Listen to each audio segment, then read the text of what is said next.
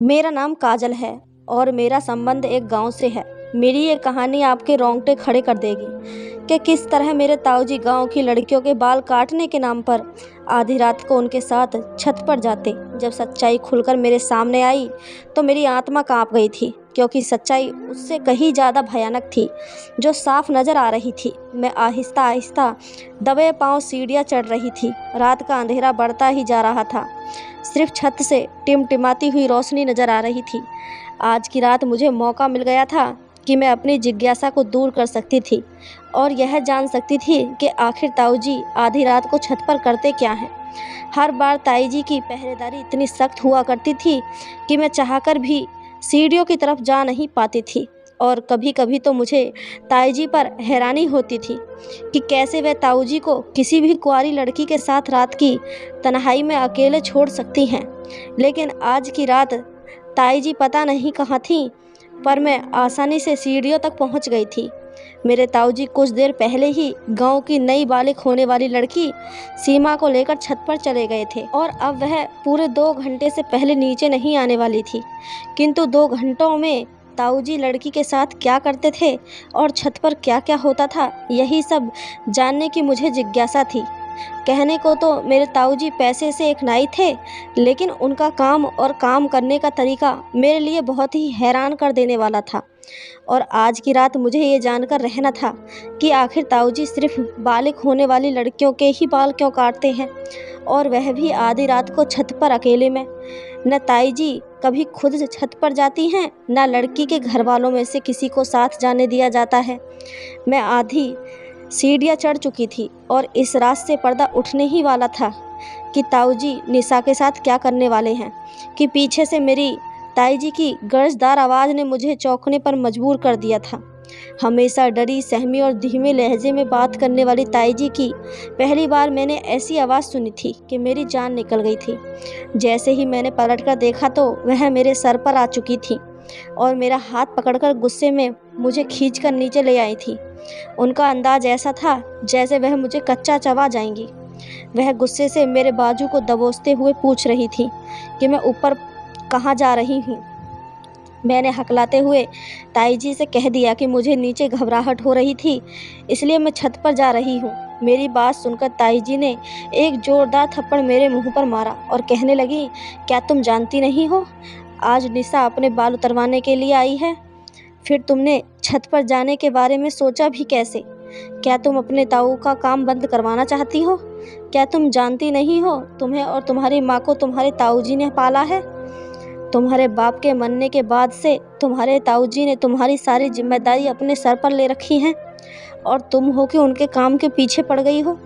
तुम्हारे ताऊ बिल्कुल भी नहीं चाहते कि जब वह काम करे तो कोई उन्हें बीच में परेशान करे, यहाँ तक कि मैं भी नहीं। इसलिए मैं भी कभी ऊपर जाने की कोशिश नहीं करती। बेहतर है कि आज के बाद तुम भी मत जाना आधी रात के वक्त, और इस तरफ नज़र ना आ जाना, वरना अच्छा नहीं होगा और फिर मैं तुम्हारे ताऊजी को तुम्हारी शिकायत करूँगी। ताईजी की बात सुनकर मैं बहुत ज़्यादा डर गई थी, क्योंकि ताऊजी से तो वैसे ही मुझे डर लगता था, और फिर उनकी अजीबोगरीब करतूत की वजह से भी मैं बहुत ज़्यादा परेशान रहती थी। अगर ऐसे में ताईजी उनसे मेरी किसी तरह की कोई शिकायत करती तो मेरे लिए और परेशानियां खड़ी हो जाती। मैंने फ़ौरन ही ताईजी से माफ़ी मांगी और कहा कि आज के बाद मैं कभी ऐसी गलती नहीं करूँगी। ताईजी ने मुझे नरमी से कहा कि अपने कमरे में जाकर सो जाओ।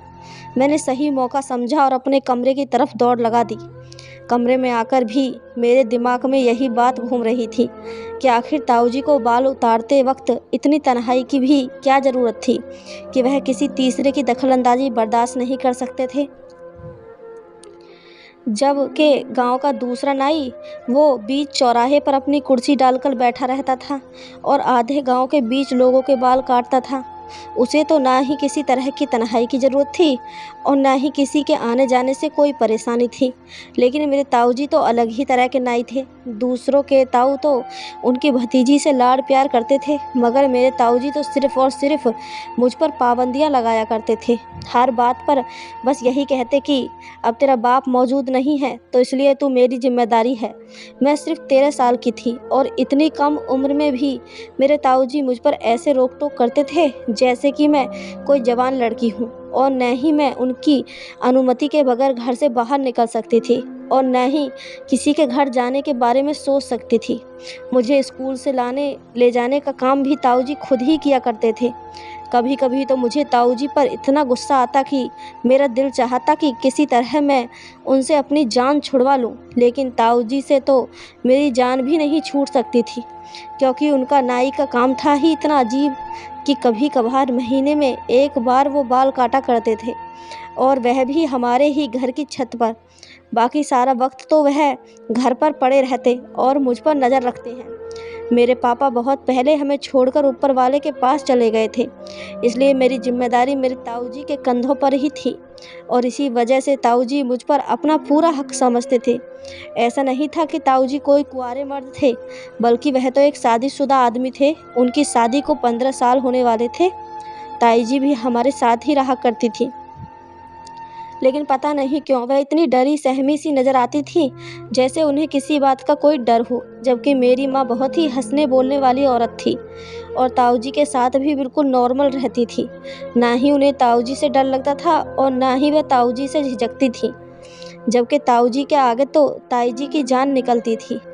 ताऊजी से नज़र मिलाकर बात तक नहीं कर सकती थी, बल्कि खामोशी से उनके हर हुक्म के आगे सर झुका देती थी। शायद इसकी वजह ये भी थी कि शादी के 15 साल बाद भी उनकी गोद खाली थी। वो ताऊजी को औलाद न दे सकी थी।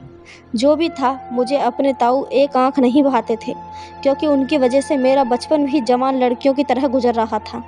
और जैसे जैसे मुझे समझ आई और पता चला कि मेरे ताऊजी क्या काम करते हैं, तो मैं हैरान रह क्योंकि मेरे ताऊजी मर्द होकर भी मर्दों के बाल नहीं काटा करते थे, बल्कि वह तो लड़कियों के बाल काटते थे, और वह भी ऐसी लड़कियों के जो बालिग हो जाया करती थी। ये बात मेरे लिए बहुत हैरान करने वाली थी, और जब से मुझे इस बात का पता चला था, मेरे अंदर जिज्ञासा सी पैदा हो गई थी कि ताऊजी ऐसा क्यों करते हैं।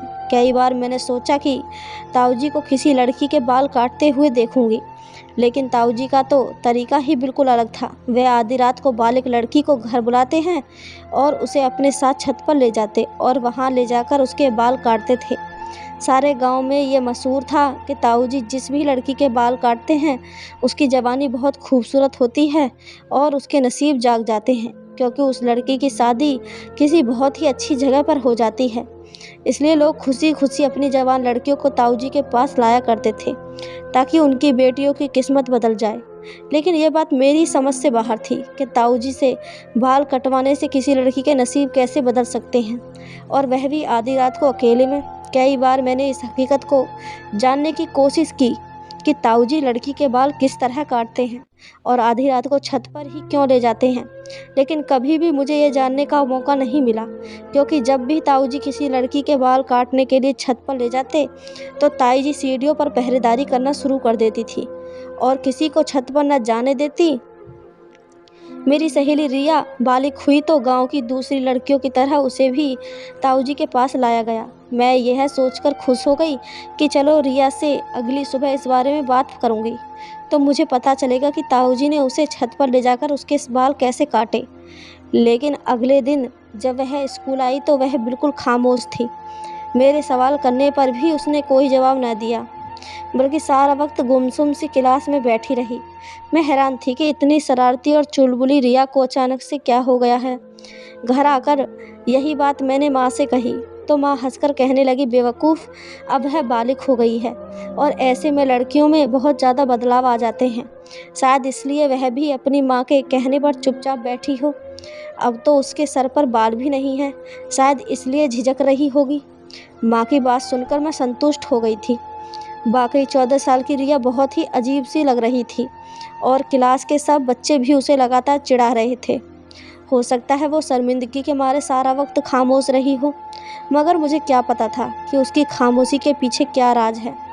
जब कुछ वक्त तक यही सिलसिला चलता रहा तो मैंने चोरी चुपके छत पर जाने की बहुत बार कोशिश की, लेकिन हर बार ताई जी आगे आ जाती हैं या फिर माँ ही मुझे डांट कर कह दिया करती कि अपने ताऊजी के काम में दखलंदाजी ना किया करो। तुम्हारे ताऊजी ही हैं जिन्होंने तुम्हारे पापा के मरने के बाद हमारा पेट पाला। वह अगर तुम्हें डांटा भी करते हैं तो बर्दाश्त कर लिया करो, क्योंकि वह हमारा भला ही चाहेंगे। शुरू में मुझे माँ की ये बात बिल्कुल भी समझ नहीं आती थी, लेकिन फिर धीरे धीरे मुझे एहसास हुआ कि मेरी माँ एक विधवा औरत थी जिसे पूछने वाला और कोई नहीं था।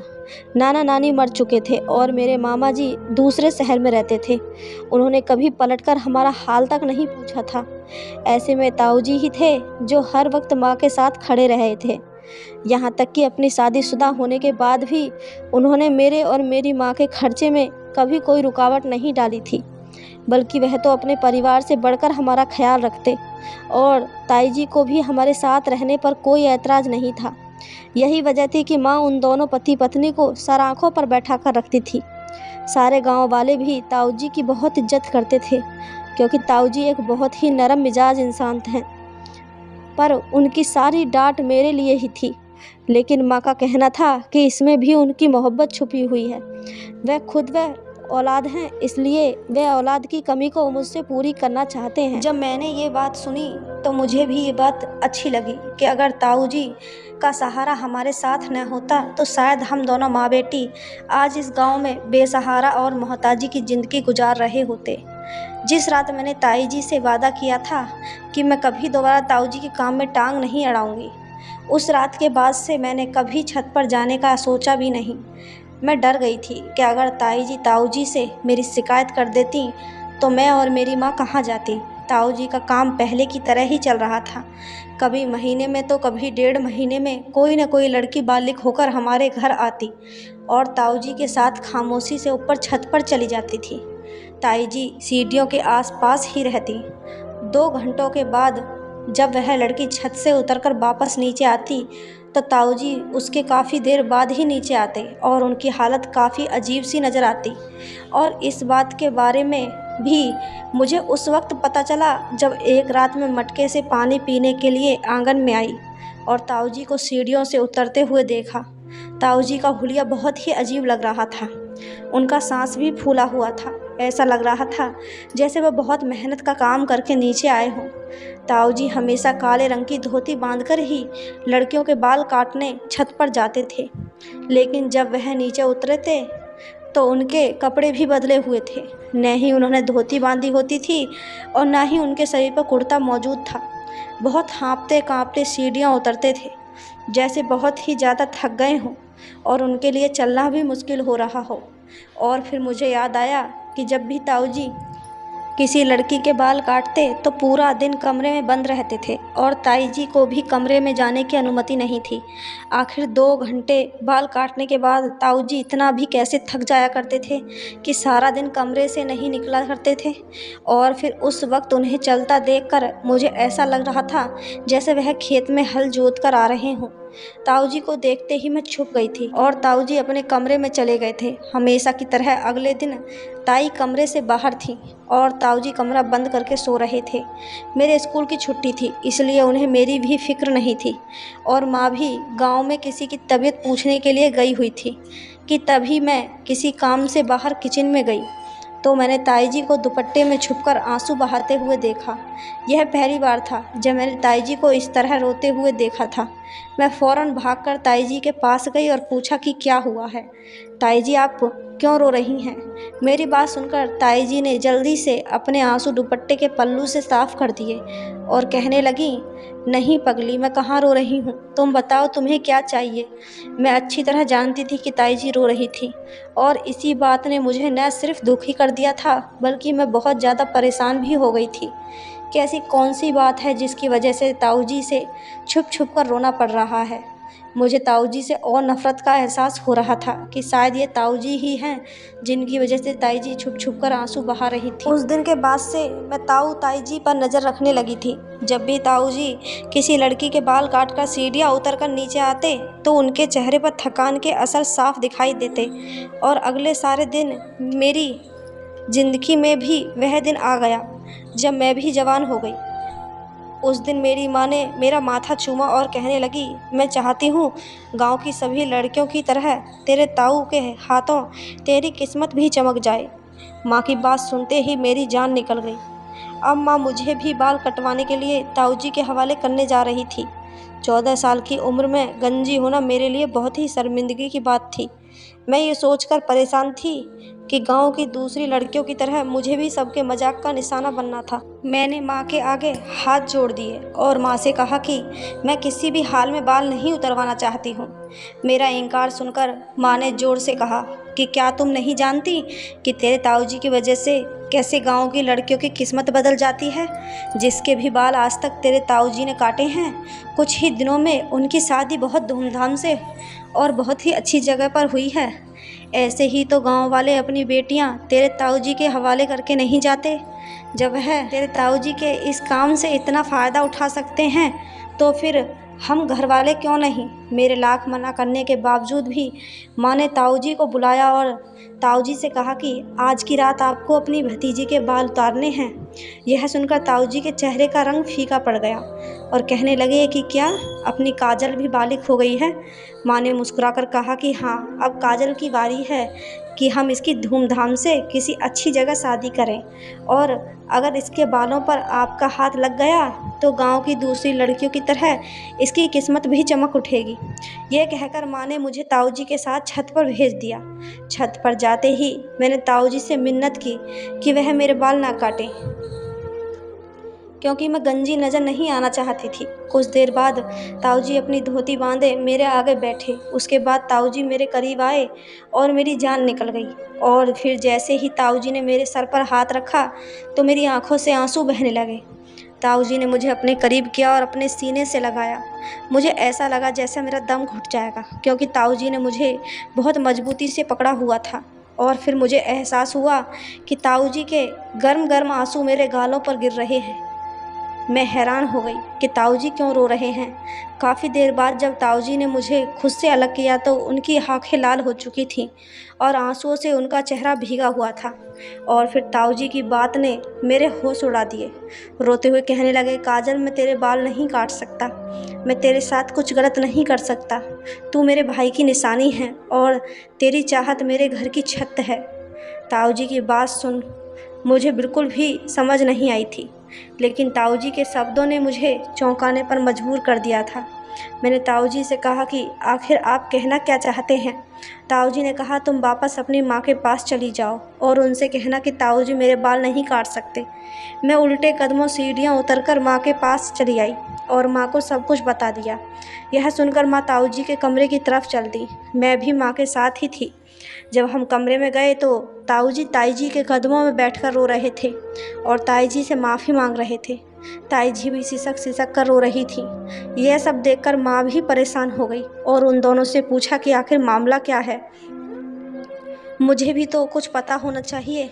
काफ़ी देर आंसू बहाने के बाद ताऊजी ने एक ऐसा राज हमारे सामने खोला जिसे सुनकर हमारी आत्मा तक कांप उठी कि ये कैसे मुमकिन था कि मेरे ताऊजी ऐसा कोई काम करते थे जिसके बारे में सोचा भी नहीं जा सकता था। ताऊजी ने रोते हुए बताया कि आज से कई साल पहले की बात है। ताऊजी गांव के चौधरी के खास थे और वह सिर्फ चौधरी साहब के ही बाल काटा करते थे। गांव के चौधरी अय्याश तरह के आदमी थे और उनकी फितरत ताऊजी को बिल्कुल पसंद नहीं थी, लेकिन ताऊजी की मजबूरी थी कि उन्हें यहाँ नौकरी करनी पड़ रही थी। और फिर एक दिन गांव के चौधरी ने ताऊजी को अपनी नौकरी से निकालकर एक नया काम सौंप दिया। गांव के चौधरी ने सारे गांव में ये बात मशहूर कर दी कि ताऊजी के हाथ में जादू है और वह जिसके भी बाल काटते हैं उसकी किस्मत संवर जाती है। यहाँ तक कि गांव के चौधरी की ज़मीनें भी फलने फूलने लगी हैं। और ये इसलिए ही हुआ है क्योंकि ताऊजी उनके बालों पर हाथ लगाते हैं।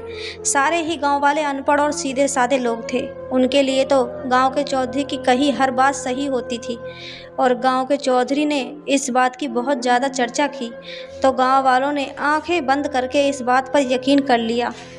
और फिर चौधरी साहब ने अपने खास नौकरों के जरिए ये बात भी फैला दी कि अगर मैं किसी बालिग लड़की के बाल काटूंगा तो उसकी किस्मत बदल जाएगी और उसकी शादी बहुत अच्छी जगह होगी। मुझे समझ नहीं आ रहा था कि चौधरी साहब ने ये सब क्यों किया है। चौधरी साहब ने मुझे लाखों रुपए देने का वादा किया था और कहा था कि मुझे बस गांव की जवान होने वाली लड़कियों के बाल उतारने हैं। मुझे लगा कि इसमें कोई गलत बात नहीं होगी। और फिर जब गांव वाले ये सोचकर मेरे पास अपनी नई बालिक बेटियों को मेरे पास लाने लगे कि उनकी किस्मत बदलने लगी, तो मैं भी खुशी खुशी रात के अंधेरे में उनके बाल उतार दिया करता और बदले में चौधरी साहब मुझे हज़ारों रुपए दे देते। कई सालों तक ये सिलसिला इसी तरह चलता रहा और फिर जब मेरी शादी तुम्हारी ताई जी से हुई तो पहली रात मेरे सामने यह राज खुला कि मैं जिन लड़कियों के बाल काटता हूँ उनके साथ चौधरी साहब क्या खेल खेलते हैं, और यह जानकर मेरे भी रोंगटे खड़े हो गए थे। लेकिन मैं चौधरी साहब के इस गंदे खेल में बुरी तरह फंस चुका था और मैं चाहकर भी खुद को नहीं बचा पाया था और आज तक मैं उनके इस खेल का शिकार हूँ। चौधरी साहब को कम उम्र की नई नई जवान लड़कियों के साथ अपनी हवस पूरी करने का शौक़ था और गांव में इस बात को बहुत ज़्यादा छुपाया जाता है कि कोई लड़की कब जवान हुई है। इसलिए चौधरी साहब ने ये खेल रचाया और लोग उनकी बातों में आ गए। जवान होने वाली लड़की जैसे ही मेरे पास आकर अपने बाल कटवाती थी तो चौधरी साहब को इस बात की खबर हो जाती कि अब वह ये लड़की नई बालिग हुई है और वह उसके साथ अपनी हवस पूरी करने के लिए कोई न कोई खेल रचाकर उसे अपनी हवेली बुला लिया करते थे। गांव की हर बालिग लड़की उसके गंदगी और तिरस्कार का शिकार बनी थी और तुम्हारी ताई जी भी उन्हीं लड़कियों में से एक थी। और इस बात का राज शादी की रात तुम्हारी ताई जी ने मेरे सामने खोला था। लेकिन उस वक्त तक मैं पूरी तरह चौधरी साहब के काम में फंस चुका था कि चौधरी साहब ने मुझे ब्लैकमेल किया था कि अगर मैंने किसी के सामने भी ये बात खोलने की कोशिश की तो वह बिल्कुल भी इस बात को स्वीकार नहीं करेंगे बल्कि मुझे ही चरित्रहीन ठहरा देंगे। इस डर से मैंने न ही कभी चौधरी साहब का काम छोड़ा और न ही कभी तुम्हें अकेले घर से बाहर जाने की अनुमति दी, क्योंकि मैं जानता था कि उनकी नज़र कितनी गंदी और ख़राब है। तुम्हारी ताई जी बहुत अच्छी तरह जानती थी कि जिन लड़कियों के बाल मैं काटता हूँ उनके साथ चौधरी साहब क्या करते हैं, इसलिए वह छुप छुप कर रोया करती और मैं खुद भी कई घंटे रोने के बाद ही नीचे आता था, क्योंकि मैं इस गंदे काम में शामिल नहीं होना चाहता था। चौधरी साहब ने मुझे खास काले रंग की धोती दी थी और कहा था कि लड़की के बाल काटते वक्त यही धोती पहना करो ताकि लोगों को लगे कि वाकई तुम कुछ खास करते हो, जिसकी वजह से लड़कियों की किस्मत बदलती है। चौधरी साहब लड़की को अपनी हवस का निशाना बनाने के लिए कुछ ही महीनों बाद उसकी शादी अपने किसी मासूम नौकर से करवा देते और उस नौकर को ढेर सारा पैसा भी देते। इस तरह उस लड़की की ज़िंदगी संवर जाती। चौधरी साहब के पास पैसे की कोई कमी नहीं थी, इसलिए अपनी अय्यासी पर आंख बंद करके पैसा लुटा रहे थे और मैं उनके हाथों की कठपुतली बन चुका था। लेकिन मैं तुम्हारे बाल काटकर चौधरी साहब को ये खबर नहीं पहुंचाना चाहता था कि तुम भी जवान हो चुकी हो, क्योंकि मैं जानता हूँ कि इस तरह तुम भी उनके जुल्म से नहीं बच पाओगी। ताऊ जी की ये बात सुनकर मैं और माँ रोने लगे थे। हमें तो इस चीज़ की कुछ खबर ही नहीं थी। माँ दूसरे गांव से शादी होकर यहाँ आई थी, इसलिए उन्हें भी चौधरी साहब के बारे में कुछ पता नहीं था।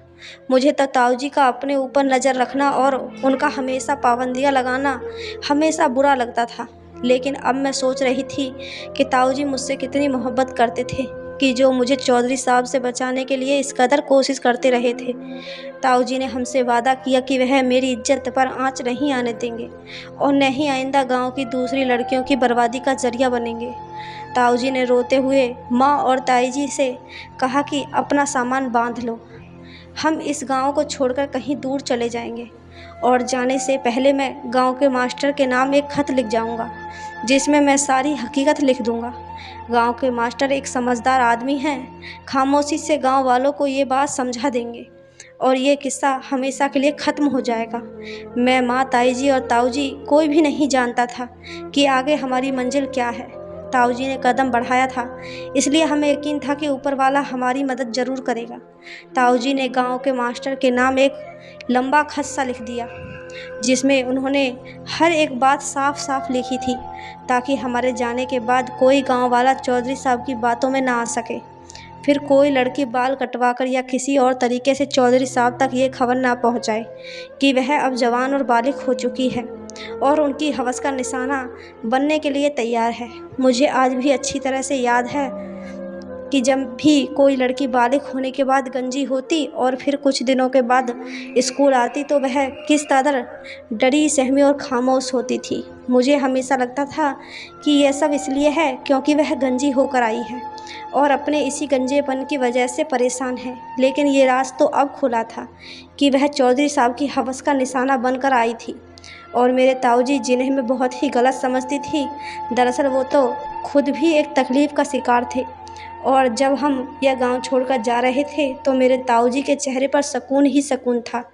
आज भी अक्सर गांव में ऐसे बहुत से चौधरी और गंदे लोग मौजूद हैं जो इस तरह की हरकतों में शामिल हैं और सीधे साधे गांव वाले उनकी घटिया काम और उनकी करतूत नहीं जानते। शहरी लोगों को चाहिए कि वह देहातों में पढ़ाई पर और जोर दें, सिलसिले को आगे बढ़ाएं, ताकि सीधे साधे और भोले भाले गांव वाले ऐसी घटिया सोच के लोगों से खुद को बचा सकें।